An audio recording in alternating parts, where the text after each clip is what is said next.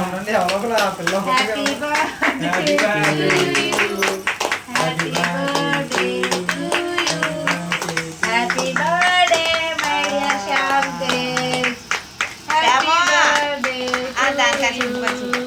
అది బాగుంది బాగుంది బాగుంది.